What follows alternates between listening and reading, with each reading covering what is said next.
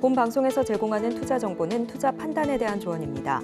방송에서 제공하는 주식의 가치, 가격 상승 및 하락에 대해서는 방송사에서 보장하지 않습니다. 실시간 정보 브리핑입니다.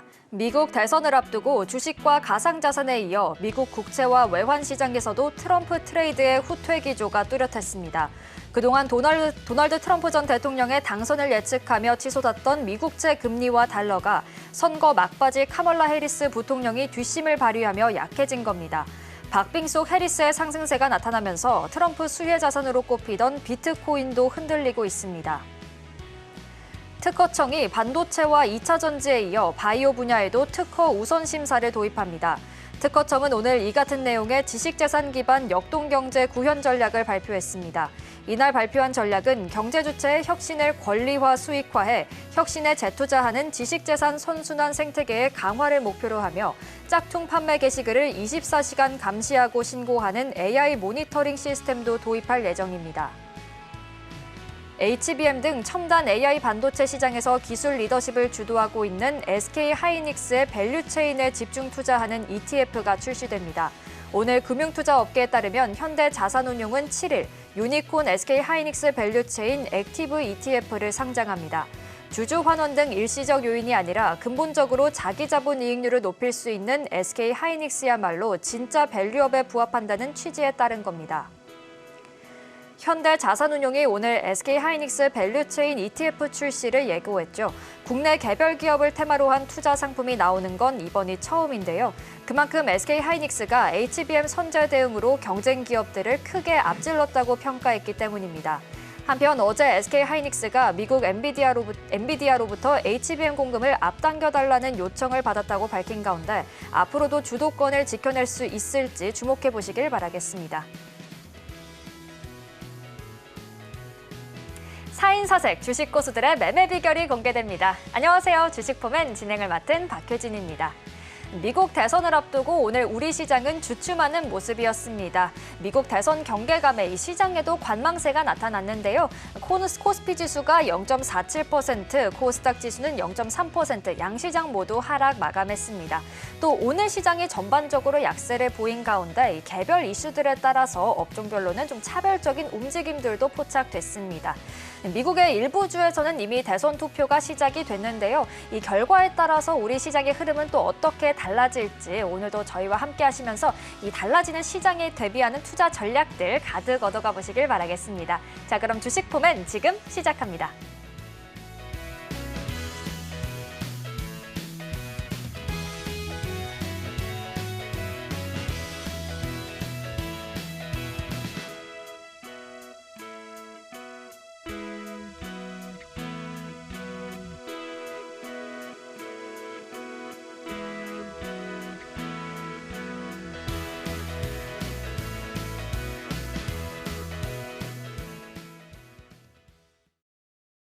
먼저 오늘 시장 분석 도와주실 전문가님부터 바로 모셔보도록 하겠습니다. 장자방 전문가님 나와 계십니다. 어서 오세요. 안녕하세요.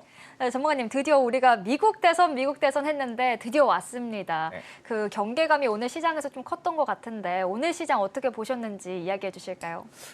지금 대선에 관해서 뭐 서로 예측하는 분들도 있고 해리스가 됐을 때와 트럼프가 됐을 때 누가 더 어떤 결과가 나올 거냐에 대한 말씀을 많이 하세요. 근데 저는 지금 그 얘기를 한 달 전, 2달 전부터 계속 했던 얘기가 트럼프는 시장 친화론자입니다. 그래서 기업 투자하는 것에, 기업이 성장하는 것에 좀 더 투자할 수 있도록 많은 제재적인 혜택을 주지 않을까라는 기대감, 그리고 본인 자체가 기업가이고 재벌이기 때문에 시장 친화적으로 성장을 이끌고 가야 되는 것에 좀 더 메리트를 주지 않을까라는 것의 기대감이에요. 그래서 만약에 트럼프가 당선이 된다고 한다면 시장은 단기적으로 한 2주에서 3주 정도 상승 랠리를 강하게 할 가능성이 높다라고 말씀을 드렸고, 그래서 저는 지금 시장이 우리가 10월 말부터 조정이 나올 때마다 코덱스 레버리지, 그다음에 반도체, 자동차 관련 종목들 천천히 담았습니다. 특히 자동차 관련 종목으로는 기아가 제일 괜찮다라고 말씀드렸고, 그다음에 부품주 중에서는 한국 타이앤테크놀로지와 모비스, 위아, 만도 정도가 괜찮다. 특히나 가장 바닥이었던 한국 타이어 테크놀로지 말씀드렸는데 어제 오늘 장대 양봉 올라오면서 바닥에서부터 한 13% 정도 올라왔습니다. 그래서 오늘 일부 차익 실현하고 나머지 끌고 가자 말씀드리고 있는 상태고요. 또한 반도체 같은 경우에는 하이닉스가 제일 괜찮다라고 생각을 하고요. 삼성전자는 의외로 좀 지지부진합니다. 우리가 시장에서 농담 반 진담 반 어쩌면 약간 조롱 섞인 말로 이런 말을 합니다. 삼성의 이건희 선대 회장께서는 이런 얘기하셨습니다. 마누라 빼고 다 바꿔라. 그래서 신경영 선언을 했습니다. 근데 SK 하이닉스는 어땠습니까? 마누라는 왜 빼냐? 마누라도 바꿔라. 그래가지고 지금 1등주로 올라섰다라고 우리가 조롱 섞인 농담을 하고 있습니다. 그런데요, 지금 생각해 보시면 삼성전자가 지지부진하는 것은 어쩔 수 없는 결과인 것 같습니다. 왜냐하면 속도를 내야 될 때 우리나라는 주 52시간 근무제로 일을 계속 못합니다. 근데 대만의 TSMC라든가 이 대만 관련 반도체 관련 업체들은요 24시간 밤새 가면서 일해요. 계속 3교대로 돌아가면서 일하기 때문에 그 연구 개발 인력은 사실은 지금 주 52시간에 워라밸 해가지고 절대로 이길 수 없거든요. 세계 경쟁 체제가 그렇지 않습니다. 엔비디아 같은 경우도 24시간 돌아가는 체제로 계속 3교대 근무, 2교대 근무하면서 굉장히 빡세게 일시키는데 대신 연봉을 몇 배씩 주죠. 사실 우리나라도 그렇게 경쟁 분야에서는 그런 일이 있어야 되는데 주 52시간 근무제가 발목 잡고 있어가지고 분배냐 성장이냐 얘기할 때 저는 아니요. 성장을 먼저 해야 됩니다. 성장해서 내가 파이가 커져야 분배할 수 있다라고 생각하는데 분배하다 보면은 증시에 위험할 수밖에 없겠죠. 그래서 저는 트럼프가 되는 것이 우리 투자자 입장에서 훨씬 더 유리하다라고 계속해서 말씀을 드리고 있고 실질적으로 트럼프의 당선 가능성이 좀 높지 않을까라는 생각을 합니다. 자, 두 번째, 해리스 대통령이 만약에 해리스 후보가 당선이 된다고 생각한다고 하면 해리스의 기조는 성장이 아닌 분배가 우선입니다. 사회적 약자 그리고 분배, 그래서 부자에게 돈을 더 많이 걷어다가 세금 걷어다가 나눠주자라는 게 핵심 기조이기 때문에 그렇다면 시장 친화론이냐 그렇지는 않을 거예요. 그러면 기업체들 입장에서 누구한테 돈 받을 거냐? 기업체들, 그다음에 부자들에게 계속 세금을 떼간다. 단순하게 여러분, 이 사람이 나보다 돈이 많으니까 부자니까 너 세금 더 많이 내. 너 돈 많이 버니까 네가 더 많이 내. 이게 정당한 거야라고 주장할 부분이 아니라 걔는 기업이에요. 기업이 세금 내면 어떻게 될까요? 그만큼 영업이익률 떨어질 것이고 투자를 적게 할 것이고 사람을 적게 뽑을 거고 임금 인상을 적게 합니다. 그러면 주가는 어떻게 될까요? 당연히 떨어지는 쪽으로 갈 가능성이 높겠죠. 그래서 저는 만약 해리스가 당선되는 이변이 나온다고 한다면 단기 숏이라고 생각합니다. 그래서 오늘 밤부터 시작이 랠리가 됐는데 미국은 워낙 땅덩어리 크다 보니까 당선자가 나올 때까지 2, 3일 정도 걸린다고 합니다. 그럼 오늘 5일이죠. 7일에서 8일 정도 사이에 아마 결정나지 않을까라는 생각이고 저는 어디에 베팅하냐면 상방에 베팅해서 트럼프를 응원하고 지지하는 입장입니다. 그래서 결과야 2, 3일 뒤에 보시면 아실 수 있을 것 같고요. 그러면 지금 우리가 투자를 어떤 입장에서 진행해야 되느냐 오늘 제가 상세하게 설명드려 볼 테니까 지금부터 연말까지 시장 그리고 내년 초까지 흐름을 한번 쭉 훑어가는 시간으로 오늘 유익하게 담아가도록 하겠습니다.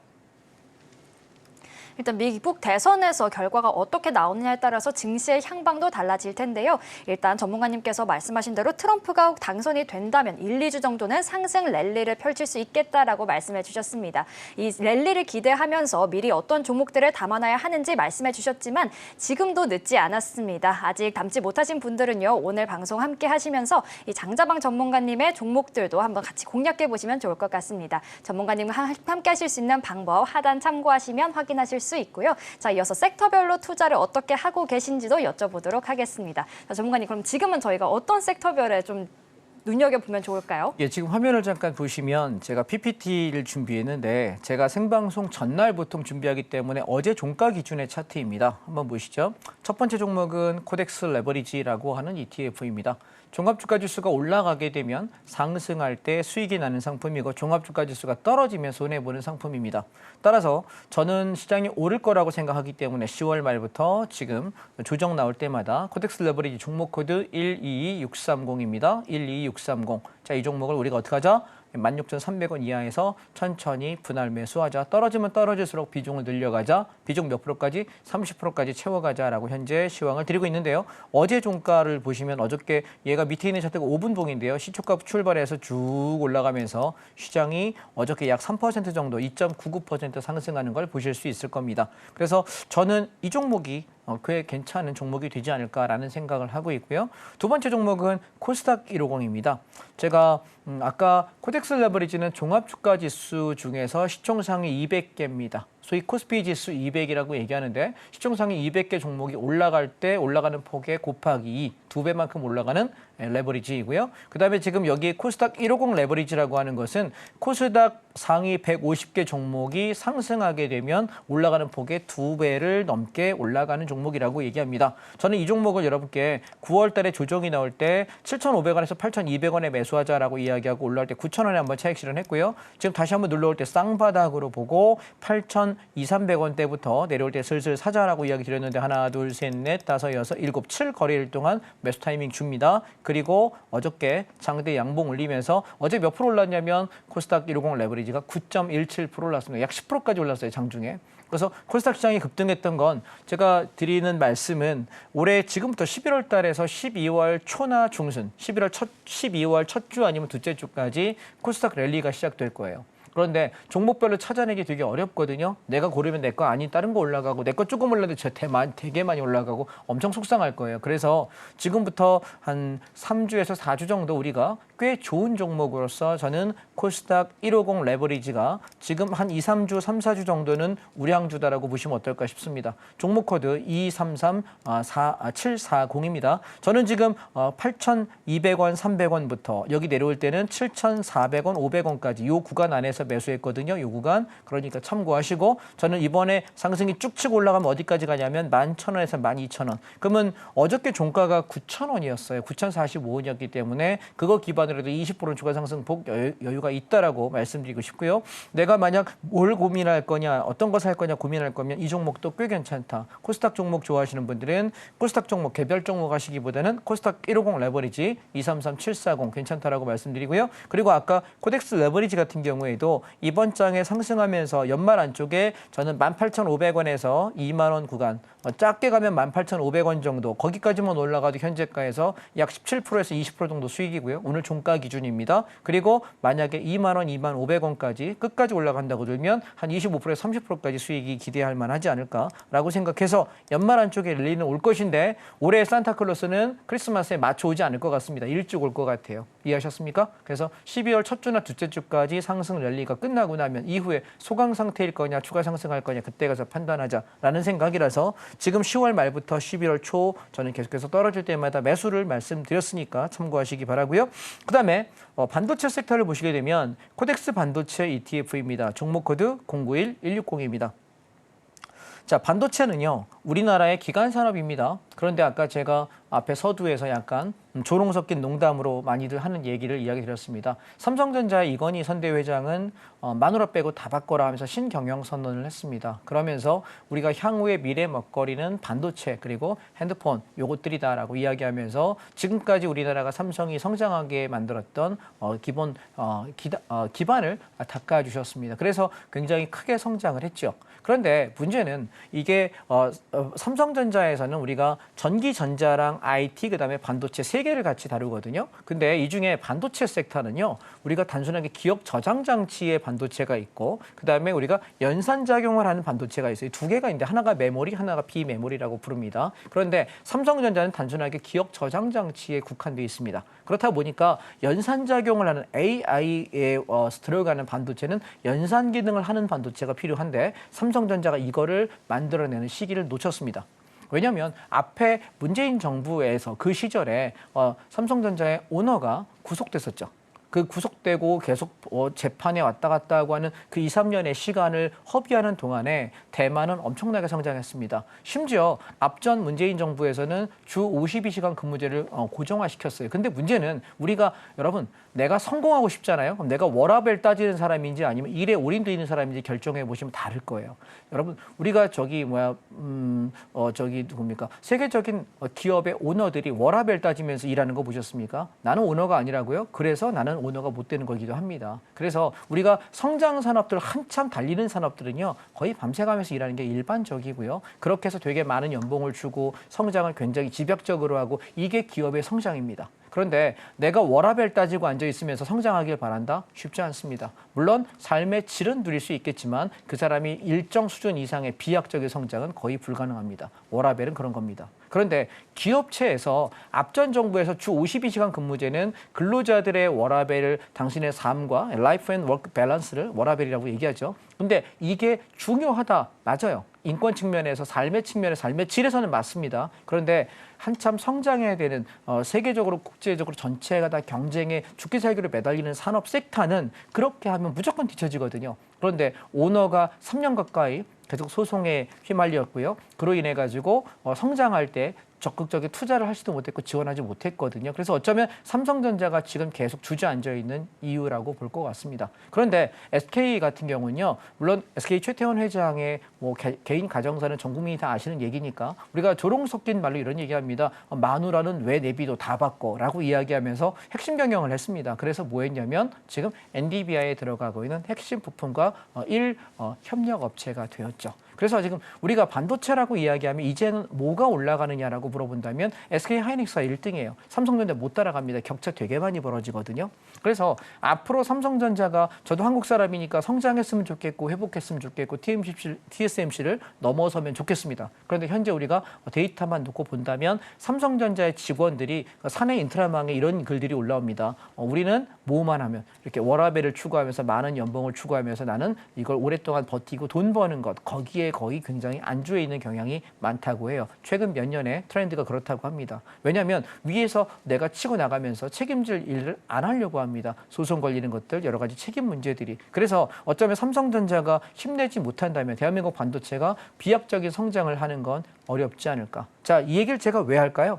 뒤집어 생각해보면 우리나라는 반도체가 삼성전자, 하이닉스 이쪽 섹터가 차지하는 전체 시총의 범위가 30%를 넘어요. 그럼 시총 전체의 30% 이상이 반도체를 차지하는데 얘네들이 지금 계속 공격적인 상승하지 못한다면 코스피 지수가 급등을 하면서 공격적인 상승을 지금 할 수 있느냐? 아니요. 전 그렇지 않다라고 생각해요. 그래서 그럼 어떻게 공략해야 되느냐? 반도체 버릴 거야? 아니요. 전 세계에 없는 반도체 회사를 2개나 갖고 있어요. SK 하이닉스랑 삼성 반도체.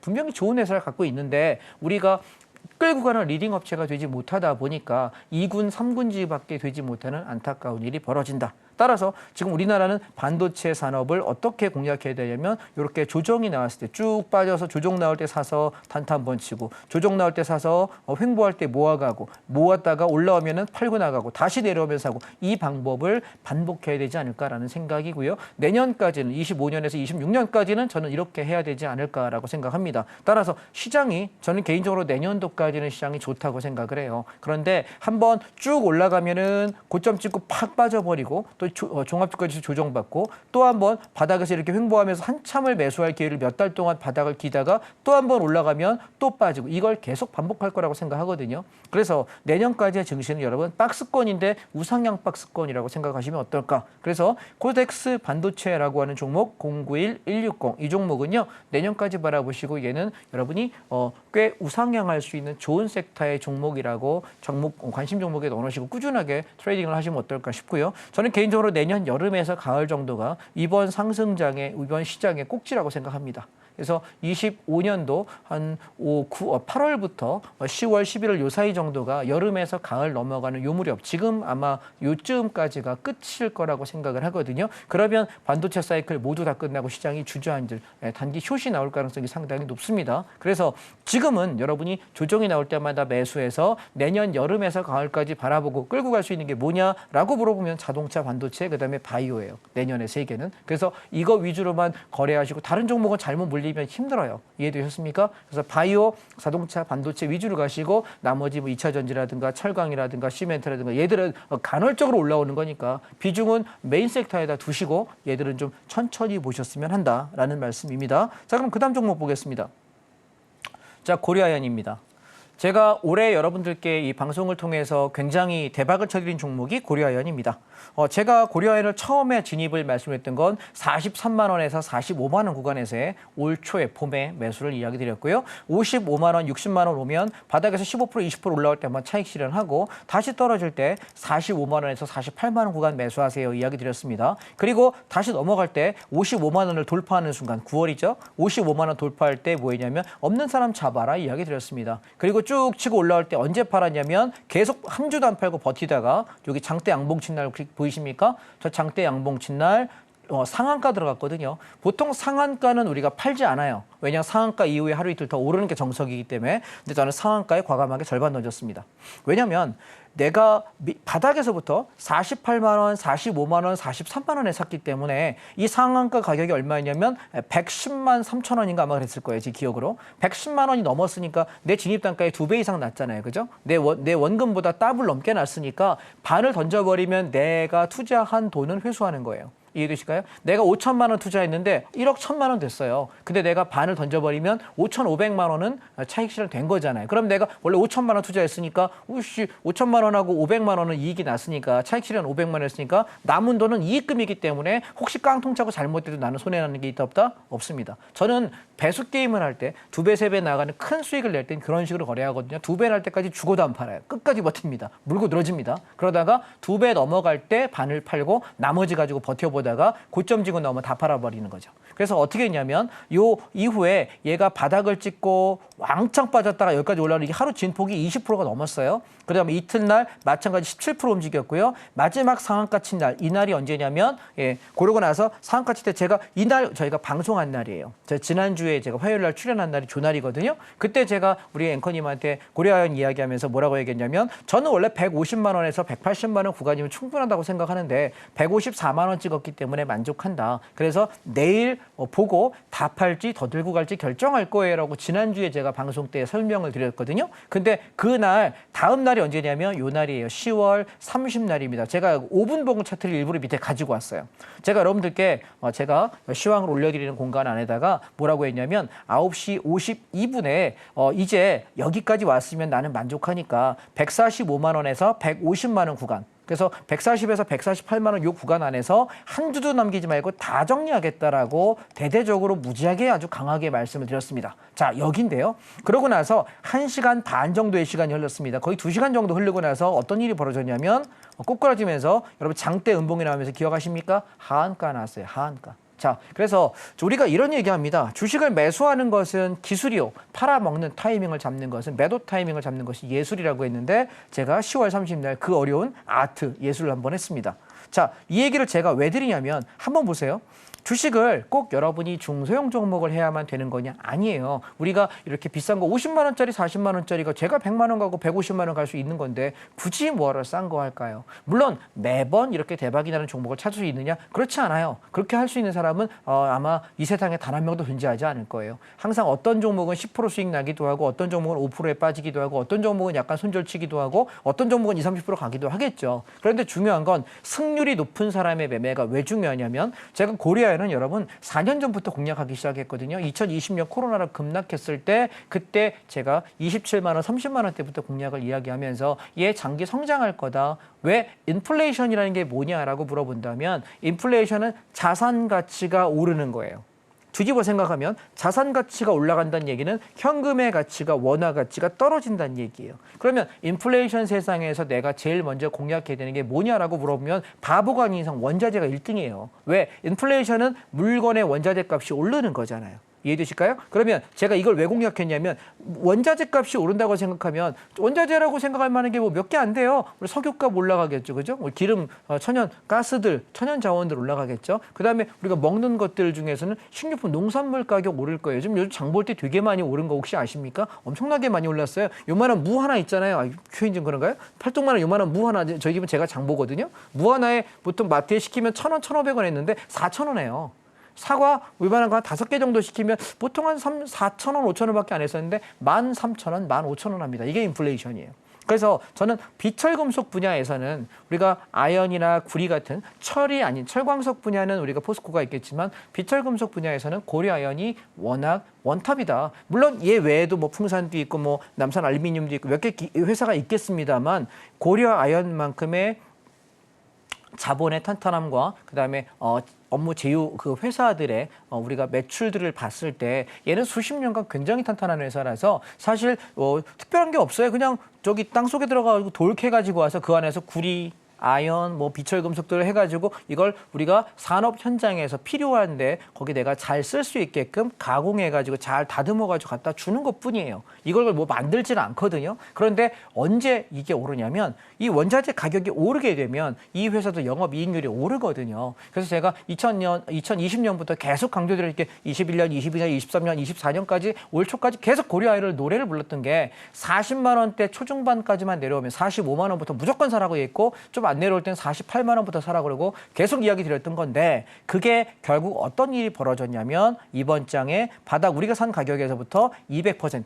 그러니까 50만 원이 안 되는 가격에 40만 원대, 40만 원 중반에 샀던 게 150만 원 찍었으면 3배 간 거잖아요. 그러니까 전 충분하게 수익이 많이 났다라고 생각하고 다 정리하고 조정집 나오면 사자라고 생각을 하고 기다리고 있었는데 저한테 허락도 안 받고 그냥 반등해버리는 바람에 제 매수를 놓쳤어요. 예, 그래서 이 종목은 굉장히 우리가 기록해 볼 만한 종목이다라는 거고요. 그래서 그냥 올라가면 저는 더 이상 거래하지는 않을 생각이에요. 다만 제가 원하는 타이밍에 조정이 온다고 하면 여러분께 다시 한번 고려한 들어가 봅시다 말씀드릴 생각이고 그래서 지금 거품이 한번 왕창 꼈기 때문에 거품을 걷어내는 시간이 몇 달 걸리지 않을까. 뭐 짧으면 한두 달 정도일 것 같고 아니면 내년 초 정도에 내년 봄에 한 번 더 살 수 있는 기회가 있지 않을까 싶고요. 고려아연 같은 경우는 제가 보통 1년에 2번에서 3번 정도밖에 타점을 안 주는 것 같아요. 이 종목은. 조정이 나올 때 1년에 2-3번 정도 뭐 많으면 한 3번, 4번 주는 것 같은데 제가 진입했다 팔아먹고 진입했다 팔아먹고 눌림목에 사서 올라올 때 팔아먹고를 한 2번 내지 3번 정도 어느 해에는 많으면 4번 정도 보통 그랬던 것 같거든요.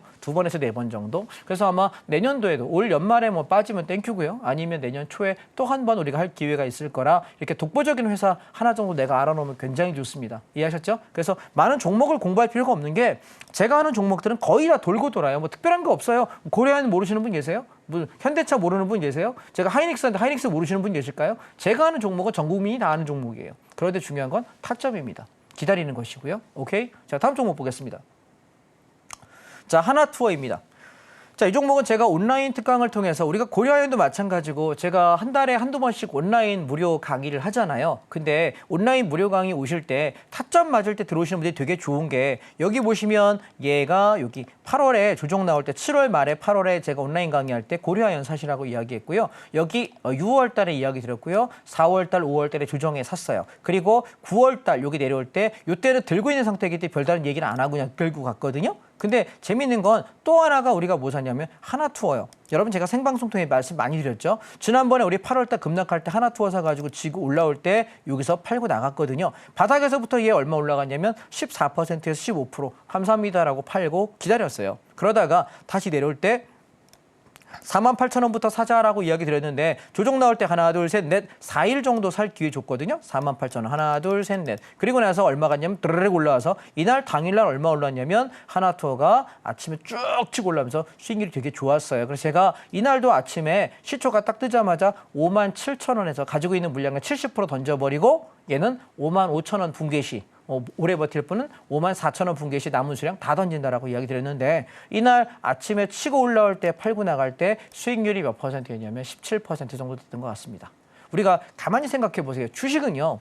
되게 신경 많이 써야 되는 게 아니라 내가 사고 나서 물릴까 봐 안 가는 거에 고민하는 게 아니라 사기 전에 고민을 많이 하세요. 매수 전에. 내가 타점이 괜찮은지. 그래서 이렇게 사기 전에 고민하다가 자 사잖아요. 그러면 그냥 잊어버리는 거예요. 나는 충분히 고민하고 샀고 난 충분히 계산하고 샀기 때문에 잊어버리세요. 그리고서 며칠 지나 보니까 갑자기 확 치고 올라올 때 감사합니다라고 수익 챙기면 됩니다. 전 주식 그렇게 매매합니다. 이거 맨날 전전긍긍하고 보고 앉아있는 종목 어떻게 합니까? 불안해서. 예, 화장실이나 제대로 가겠습니까? 밥이라도 먹겠습니까? 잠을 자겠습니까? 그런 종목 하지 마세요. 불안할 종목 왜 합니까? 그래서 하나투어 한번 해고 끝났기 때문에 한 번 더 조정이 나온다면 45,000원대까지 내려왔을 때 한 번 더 공략할 생각이니까 지금 공략은 하지 마십시오.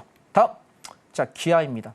그러면 우리가 지금 저점 매수할 만한 종목이 뭐가 있냐라고 물어볼 때 저는 자동차 섹터에서 기아가 제일 좋다라고 생각합니다. 자, 뭐 때문에 약세장에서는 저점 공략 종목 외에는 건드시면 안 돼요. 우리가 강세장에서 언제요? 2020년에 코로나로 급락했다가 20년 10월 달부터 시장이 오르기 시작했거든요. 10월, 11월, 1월 둘째 주, 1월 11일 날까지 2021년에 미친 급등을 했는데 그때는 아침에 상한가 가는 거 따라가서 다음날 또 올라갔어요. 2달 반 동안 무지하게 올랐거든요. 근데 그런 장이 제가 주식시장에 들어와가지고 그런 장을 언제 보고 못 봤냐면 2007년 리먼 사태 이후에 시장이 급등했죠. 리먼 사태 이후. 그때 보고 나서 지금 10수년 만에 처음 본 장이었어요. 그러니까 우리는 그런 장을 만나려면 한 10여 년 기다려야 한 번씩밖에 없거든요. 그러니까 우리는 언제 어떻게 매매해야 되냐면 주로 눌림, 조정 시에 매수하는 종목을 하셔야 되지 않을까 생각합니다. 그래서 저는 지금 기아 같은 경우는 95,000원 이하에서 한 1, 2주 동안 추가로 천천히 사면 좋겠어요 라고 이야기를 10월 중순에 시황을 드렸어요. 그래서 10월 말부터 제가 주식 슬슬 모았다라고 아까 말씀드렸잖아요. 그 첫 번째가 뭐냐면 기아예요. 95,000원 밑에서. 근데 보면 어저께도 2.86% 올랐고 오늘도 올랐어요. 오늘 장 조정받는데 기아는 1% 이상 올라가더라고요. 그래서 이 종목을 저는 얘기하고 있고 얘가 단타로 우리가 청산해야 된다면 11만 원에서 10만 8천 원 정도 올라오면 여기서 팔 생각을 하는 거고 만약 트럼프가 되면서 제가 생각에 트럼프가 당선이 된다고 생각할 때 제일 먼저 밀어줄 때가 아마 AI 관련 반도체 관련 종목하고 그다음에 두 번째가 뭐냐면 제조업인데 특히 우리나라 제일 수혜받는 것은 자동차일 거예요. 이해하시겠어요? 자동차. 왜냐하면 한국의 현대기아차는 같은 회사잖아요. 현대기아차는 세계적인 글로벌 지금 자동차 브랜드로 성장해 있어요. 탑7 얘기하는데 아마 그 이상 들어가지 않을까 싶거든요. 그래서 성장성이 되게 좋은 산업 중에 하나고 반도체가 지지부진하고 힘 못 쓸 때 힘쓰고 갈 수 있는 종목이 뭐다? 자동차입니다. 그래서 기아가 꽤 괜찮다. 완성차 중에는 현대차랑 기아 두 개가 있는데 현대차보다 기아가 수익률 측면에 훨씬 낮고 차트 모양이 훨씬 예뻐요. 그래서 95,000원 이하에 사가지고 밀고 가자라고 말씀드리고 그래서 11만 원에서 못 넘기면 단타 이어야 되고 얘를 만약에 돌파하는 상승장이라면 올해 11월 말에서 12월 첫째, 둘째 주 사이 정도에 12만 5천에 13만 원까지 도달할 거예요. 그래서 11만 원까지 간다면 95,000원에서 잡고 올라간 거기 때문에 한 15%가량의 이익이 나실 거고 만약 이 윗자리까지 올라간다면 25%에서 30%까지 연말장을 보실 수 있지 않을까. 제 생각엔 산타클로스가 12월 25일까지 안 올 거라고 생각해요. 그래서 아마 12월 10일에서 15일 사이 정도가 최고점이 아닐까라고 생각하기 때문에 12월 초까지 올라간다면 11월 말에서 12월 초 정도에 차익 실현하지 않을까 생각을 타이밍까지 말씀을 드려보겠습니다. 자, 다음이요. 또 하나의 바닥주. 제가 온라인 특강할 때 이 기아에 관한 얘기도 되게 많이 드렸고요. 그다음에 온라인 특강할 때 아모레퍼시픽도 얘기했어요. 그래서 제가 생방송에서는 시간이 많지 않기 때문에 짧게 그냥 언급하고 넘어갈 테니까 온라인 특강 때 들으셨던 분들께서는 제가 이 종목을 왜 공략했고 어디까지 간다고 설명드렸으니까 이 종목도 지금 바닥주다라고 생각하시고 보시되 기본 목표가는 15만 원에서 16만 원까지 바라보려고 그래요. 그래서 저는 지금 12만 원, 11만 원대에서 천천히 내가 매수해 두면 올라오면 여기까지 올라도 한 20%에서 30% 정도 수익되고요. 얘가 만약에 탄력을 받아서 실적 수주를 연말에 우와 날아가면은 한 18만 원 언저리 오면 거의 꼭지가 아닐까라고 생각합니다. 그래서 우리가 바라보는 여기까지 올라오면 한 20% 될 거고 여기까지 올라오면 한 40%에서 60% 사이 정도 수익일 것 같거든요. 그래서 이 종목도 한번 보셨으면 좋겠다는 생각이고요. 손절가를 구입 잡아야 된다면 10만 5천 원 잡도록 하겠습니다. 그래서 아모레퍼시픽은 워낙 실적이 좋은 회사인데 이번에 완전히 무너졌죠. 그리고 나서 지금 바닥 끼고 이렇게 올라가는 종목이기 때문에 손절 가능성은 거의 없을 것 같습니다. 그래서 제가 바닥주를 좋아하는 건 무조건 바닥을 기면서 이거 바닥이야 생각했는데 바닥 밑에 지하실 있고 지하실 10층 있고 지하실 100층 있는 종목들 많잖아요. 근데 그런 종목 아니고 우리가 안정적으로 볼 수 있는 종목 중에 왜냐하면 이 업계에서 원탑 1등, 2등 하는 종목들인데 인기가 중국 사람들이 계속해서 한국 오면 뭐 사갔습니까? 맨날 화장품 사갔잖아요. 그러다 요즘에 딴 걸로 바뀌었대요. 그래서 트렌드가 바뀌어서 무너진 거지 얘가 실적이 나빠진 건 그렇게까지 주가가 이렇게까지 박살날 정도는 아니라고 생각합니다. 그래서 저는 11만 원, 12만 원대에서는 오히려 역발상으로 고려형 같은 경우 제가 43만 원, 45만 원 역발상 매수했듯이 똑같은 관점에서 바닥이 아닐까 말씀을 드리고 기아 같은 경우도 9만 5천 원 밑에서는 이제 우리가 바닥을 논하며 사야 될 자리가 아닌가라고 생각을 하고요. 다만 얘가 내년까지 끌고 갈 수 있는 저점이냐라고 본다면 아니요. 저는 한 달 정도, 3, 4주 정도, 2, 3주 정도 바짝 올라가면 팔고 나가고 내년 초에 시장 빠지면 다시 사야 되는 종목이다라고 두 종목 다 생각을 합니다. 참고하시기 바랍니다. 그다음에 또 하나 제가 우리 온라인 특강할 때 제게 강조를 했던 종목 중에 하나가 뭐냐면 한글과 컴퓨터예요.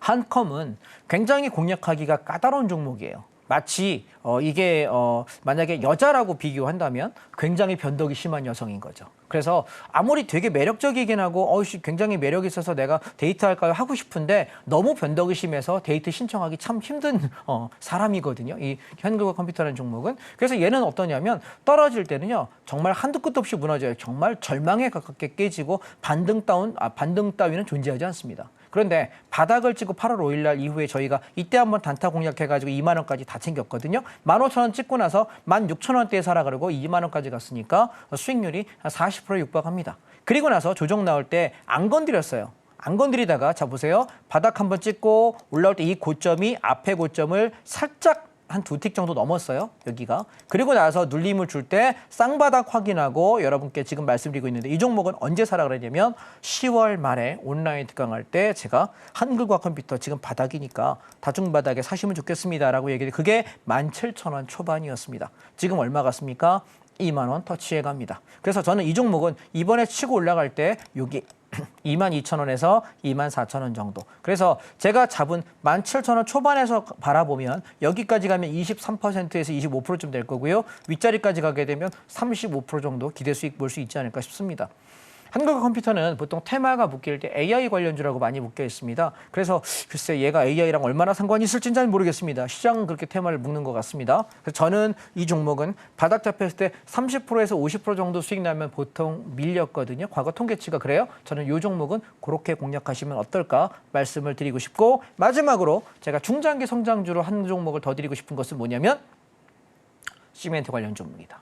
제가 인플레이션을 얘기할 때 아까 원자재를 얘기했잖아요. 우리가 건설사들도 떨어졌다 올라가요. 지금 저는 내년도, 내후년도 바라보면서 건설하고 시멘트가 저점 떨어질 때마다 모아놓으시면 고려아연처럼 2, 3년 내에 계획에 상당한 효자가 될 거다라고 여러분께 자신 있게 말씀을 계속 드리고 있습니다. 왜요? 지금 공급 부족한데 신축 아파트 더 이상 가지 못하고 오늘 보니까 지금 그린벨트 해지에서 5만 호 정도 추가 공급한다고 얘기하는데 정작 사람들이 원하는 곳에 공급은 하지 않더라고요. 유일하게 지금 서초구에 있는 것이 2만 세대인데 그중에 55% 그러면 약 11,000세대는 전부 다 신혼부부 장기주택 공급입니다. 그러면 장기 임대기 때문에 10년 하고 추가 10년 하는 거기 때문에 분양이 아니거든요. 9,000세대만 분양하는 거기 때문에 공급량을 충분하게 확보하지 못할 거라고 생각합니다. 따라서 시멘트 관련, 건설 관련들 종목 우리가 조정 시에 사두시면 어떨까. 아시아시멘트 그중에 독보적으로 좋다고 생각하고 성신양에 좋습니다. 건설 쪽으로서는 GS건설하고 현대건설 그다음에 삼성물산 괜찮다라고 말씀드리니까요. 조정할 때마다 이번 연말에 아마 주도주가 올라가면 얘들이 좀 소외될 거거든요. 연말장세. 그러니까 소외될 때 빠질 때 천천히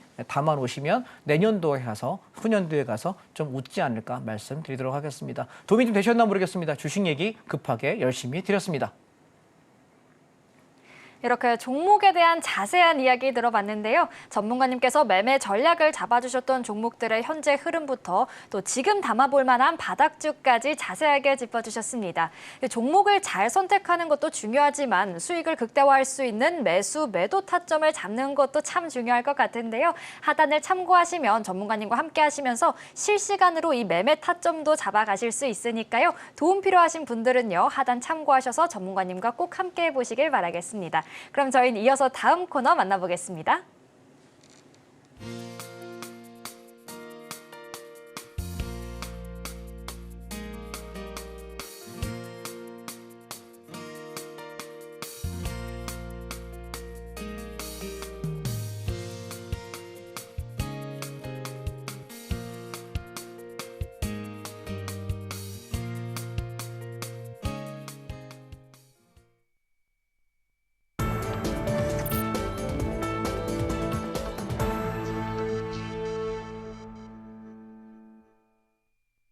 이제 장자방 전문가님의 성공 투자 비결에 대해서 배워볼 시간입니다. 자, 전문가님, 지금처럼 증시가 지지부진할 때는 더욱더 이 선물 옵션에 더 눈길이 가는 것 같은데요. 쉽게 설명해주고 계시잖아요. 오늘도 이야기 들려주실까요?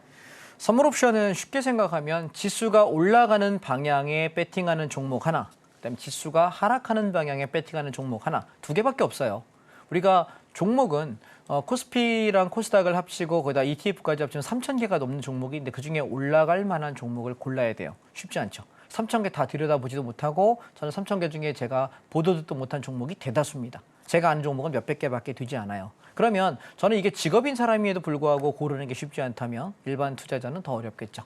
제가 19년 전에 주식이 아닌 선물 옵션을 주력으로 선택했던 이유는 뭐냐면 수천 개의 종목을 내가 매일 볼 자신도 없고 다 공부할 자신도 없고 계속 오를 만한 종목을 찾기도 어렵다라고 생각했습니다. 시장은 상승 파동과 하락 파동 두 개가 있는데 나는 그냥 상승할 때 상승 파동 공략만 하고 내려갈 때는 하락 파동만 공략해서 수익 낼 수 있는 게 없을까? 그게 선물 옵션이다라고 저는 선택했던 거고요. 그래서 우리가 선물 옵션을 바라보면 결국 무엇을 바라볼 수 있느냐? 결국 보시면 콜 옵션과 풋 옵션 두 개거든요. 무슨 얘기냐면 지수가 이렇게 떨어질 때 난 여기서 눌림목에서 매수하고 올라가서 여기까지 수익 낼 거야. 다시 눌려주면 매수하고 올라가면 수익 낼 거야. 이거 상승장이죠. 근데 그러다가 이 기준점이 무너져 버리면 기준이 깨지는 순간 장은 어떻게 될까요? 하락이 돼요. 그럼 나는 하방 공략하고 반등 나오면 다시 하방 공략하고 반등 나오면 하방 공략하고 이거 하면 되는데 주식은 그게 안 되거든요. 그래서 우리가 선물 옵션의 장점과 단점을 한번 보시게 되면 자, 한번 보시죠. 얘는 10월 7일 날 차트인데요. 얘 어땠냐면 아침에 위에 있는 차트가 선물 차트예요. 선물 차트 5분봉인데 시가 출발과 동시에 이렇게 장이 하락합니다. 그러면 주식하는 사람은 손해나요. 내가 하락을 기다려서 반등할 거라는 확신이 있었으면 기다릴 수 있겠는데 만약 하루 종일 빠지면 어떡할 겁니까? 그래서 선물은 주가가 빠질 때 매도 공략, 하방 공략해서 수익을 낼 수 있거든요. 그런데 반대로 얘가 하락할지 어떻게 하니? 선물 옵션 위험하다고 하는 사람들께 제가 이런 얘기합니다. 하락장에 주식하는 당신이 더 위험한 사람이라고. 왜요? 하락할 때 대체가 없잖아요. 내 종목 하락하고 있는데 주식하면 안전하다고? 선물 옵션보다 안전하다고? 정말 그렇게 생각하세요? 바보예요? 아니잖아요. 그러면 나는 그럼 뭐 해야 되냐? 저는 왜 상방하방이 어렵지 않다라고 생각하냐면 기준가라는 개념을 가지고 저는 시장을 설명합니다. 제가 운영하고 있는 시황 공간에다가 이렇게 저는 올려드립니다. 아침마다 선물의 기준점을 올려드려요. 오늘의 기준점이 여기야. 그런데 얘 위에 있으면 나 상방 공략할 거고 이거 깨지면 하방할 거야. 이렇게 말씀을 매일 드리거든요. 그런데 얘는 훨씬 적중도가 높은 게 옵션이에요. 그래서 이 위에 보시면 얘가 콜 옵션인데 3.5라는 기준점이 깨지면서 누가 갑니까? 풋 옵션이 시세가 나요. 그래서 잠깐 사이에 여기 시장 빠질 때 풋 옵션은 몇 배 났냐면 저점에서 고점까지 더블 2배 정도 났습니다. 야, 주가가 빠지는데 수익 날 수 있는 게 있다고? 그럼 나 뭐 하면 됩니까? 장이 빠질 때 내 종목 지지부진하고 더 빠질 만한 거 다 던져버리고 뭐 하면 될까요? 풋옵션 사면 돼요. 얘가 잠깐 사이에 와 시작하고 9시 10분까지 장 출발하고 나서 25분 만에 2배 났어요. 100% 수익 났는데 내 종목 반토막 난 거 다 던져버려도 100% 수익 나면 복구되지 않습니까? 수익률 굉장히 매력적이죠. 그리고 장이 저점 찍고 나서 빵 하면서 되게 급하게 올라요. 근데 이 빠르게 올라갈 때 내가 과연 올라갈 종목을 빨리 찾을 수 있을까요? 쉽지 않아요. 그럼 난 뭐 해요? 종목 찾느니 선물을 하방으로 매도했다가 상방으로 방향 바꿔. 갈아타서 뭐해? 상방으로 나 매수해서 올라가면 돼요. 이때는 뭐 하면 될까요? 풋옵션이 기준점에서 무너지는 게 확인되니까 풋옵션이 무너질 때 난 뭐 산다? 콜옵션 사면 돼요. 이 콜옵션이 저점에서부터 쭉 치고 올라가면서 수익률 몇 퍼센트? 150%의 수익을 내네요. 굉장히 수익이 좋죠. 그러면 가만히 생각해 보세요. 야, 올라갈 때는 콜옵션 사면 되고 내려갈 때는 풋옵션 사면 된대. 선물은 올라갈 때는 선물 매수하면 되고 내려갈 때 선물 매도하면 된대. 야, 수익 되게 좋다. 자, 그러면 우리가 상승장하고 하락장을 한번 비교를 한번 해보자고요. 자, 한번 보겠습니다. 원래래? 얘가 멈췄네요. 예. 예. 예, 좀 화면이 멈췄는데요. 그래서 지수가 우리가 움직일 때, 이제 되네요. 네, 보겠습니다. 자, 보시면, 컴퓨터도 약간 질투하는 모양입니다. 수익 많이 냈다 해서 그런 것 같은데. 자, 보시면 얘가 11월 4일 날이에요. 어제죠. 어제. 제가 시장을 장이 상승이요라고 이야기하고 나서 시장이 급등을 했어요. 근데 이 급등을 할 때 아침에 횡보를 1시간 정도 했거든요. 한 4, 50분 정도 왔다 뺐다 난리를 지기다가 훅 올랐는데 별거 아닌 것 같죠. 주식은 여러분 하루에 올라가서 상한가가 얼마죠? 30%가 최대 상승폭인데 콜옵션 어땠냐면 아침에 제가 본 거 딱 하나예요. 풋옵션 2.5가 기준인데 얘를 넘지 못하면 장은 하락이야. 기준점만 잡을 수 있으면 돼요. 오케이. 풋옵션 2.5라고 하는 여기 수평선 있죠? 검정색. 이 수평선 가격을 넘지 못하니까 얘는 죽는 거야. 우리가 기준을 이해한다는 건 뭐냐면 기준을 깬 놈은 무조건 죽어요. 개념 쉽게 이해하시겠죠? 그럼 풋옵션이 죽으면 누가 올라갈까요? 반대급부로? 콜옵션 올라가겠네요. 그럼 장은 뭐예요? 상방이죠? 자, 어저께가 위클리 옵션 만기였거든요. 월요일 날 마무리되는 월클리 옵션 만기였는데 얼마 올랐냐면 2000% 올랐어요. 놀랍지 않으세요? 당일날 여러분 주식으로 2000%, 20배 오를 종목이 있을까요?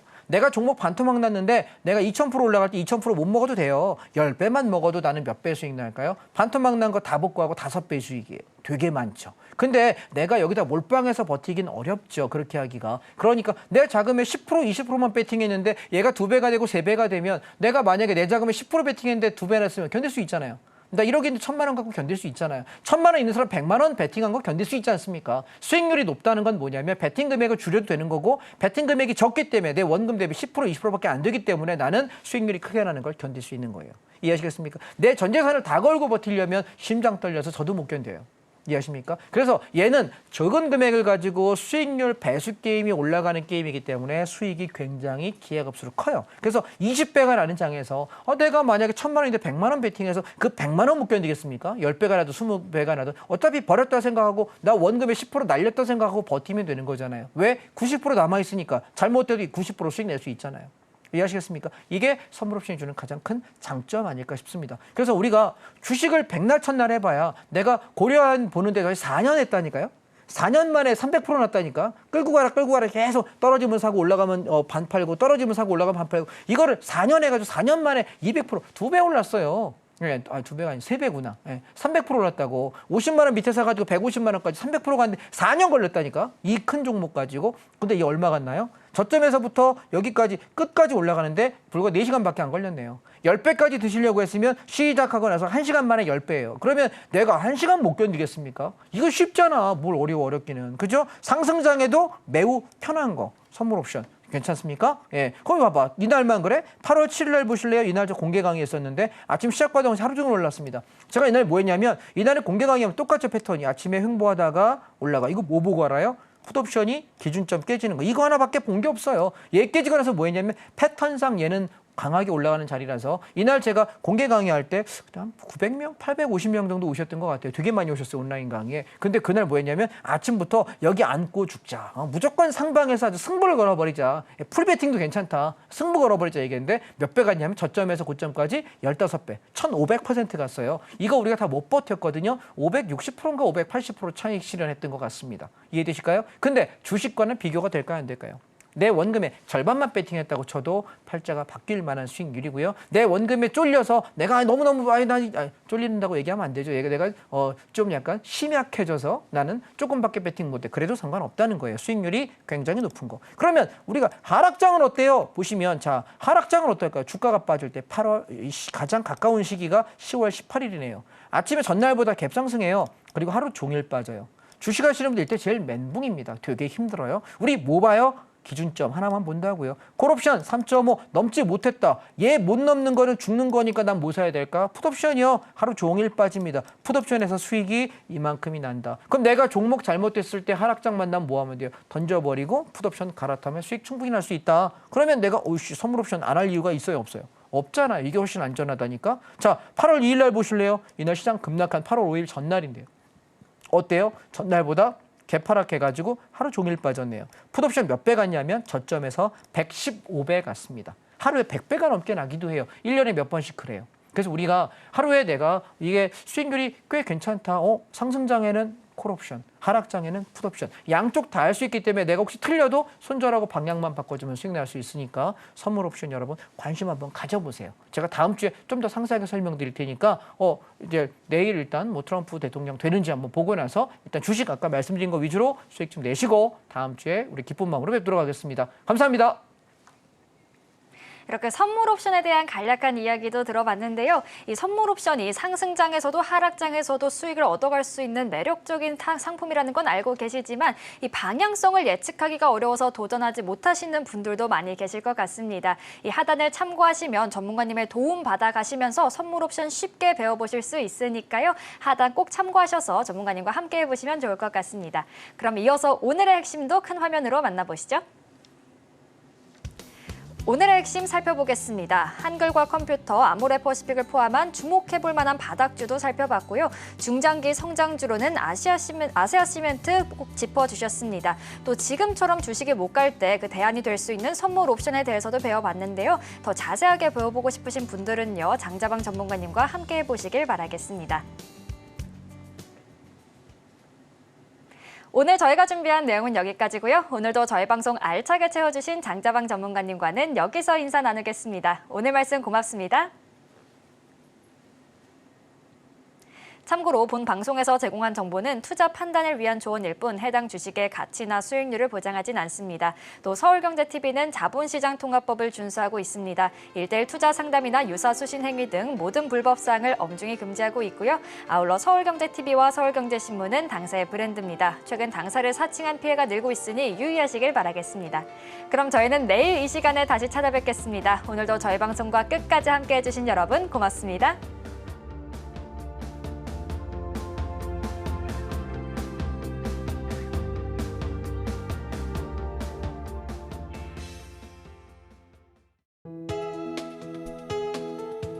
본 방송에서 제공하는 투자 정보는 투자 판단에 대한 조언입니다. 방송에서 제공하는 주식의 가치, 가격 상승 및 하락에 대해서는 방송사에서 보장하지 않습니다.